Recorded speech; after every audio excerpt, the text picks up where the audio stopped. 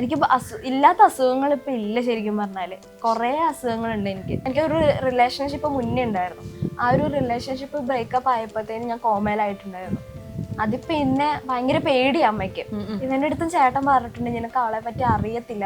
ഞാനിപ്പോ ഇവനോട് പറഞ്ഞു, ഞങ്ങൾ ഇഷ്ടത്തിലായിരുന്ന സമയത്ത് ഞാൻ കുട്ടീനോട് പറഞ്ഞു നീ എന്റെ ചേട്ടനോടൊന്ന് സംസാരിക്കേ, നീ ഒന്ന് വിളിച്ച് സംസാരിക്കാൻ പറഞ്ഞപ്പോഴത്തേനും കുട്ടി ഇങ്ങനെ സംസാരിച്ചപ്പോഴത്തേനും ചേട്ടൻ പറഞ്ഞു നിനക്ക് അവളെ പറ്റി അറിയില്ല, അവൾക്ക് ഇങ്ങനെ വയ്യായികളും പ്രശ്നങ്ങളൊക്കെ ഉള്ള, ഭാവിയിൽ നിന്നെ ഭയങ്കരമായിട്ട് ദോഷം ചെയ്യുന്നൊക്കെ പറഞ്ഞിട്ടുണ്ട്. അങ്ങനെ വിളിച്ച് അങ്ങനെ പറഞ്ഞു.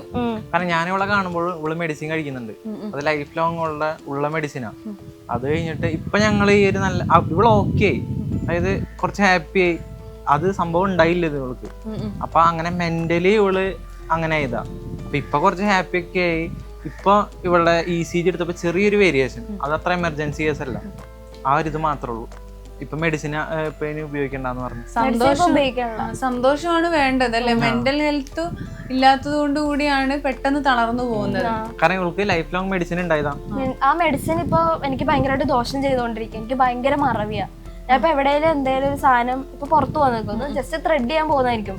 പക്ഷെ ഞാൻ അവിടെ എത്തുമ്പോഴത്തേ ഞാൻ മറന്നു ഞാൻ എന്തിനാ വന്നേന്ന്. ഇപ്പൊ ഞാൻ കുറിച്ചിടും കുറെ കാര്യങ്ങൾ, ഇന്നത് കാര്യങ്ങൾ ചെയ്യണം. ഡയറി ഇപ്പൊ ഞാൻ ഡയറി എഴുതി തുടങ്ങി, എനിക്ക് ഇങ്ങനെ ചെയ്യണം. ഇപ്പൊ ഭയങ്കര മറവിയാ. ഭയങ്കര വെച്ചാൽ എനിക്ക് ഭയങ്കര മറവിയായി ഇപ്പൊ. കാരണം ആ ഒരു മെഡിസിൻ ഞാൻ പറഞ്ഞില്ലേ, എപ്റ്റോയിൻ എന്ന് പറയുന്ന ഗുളികയായിരുന്നു.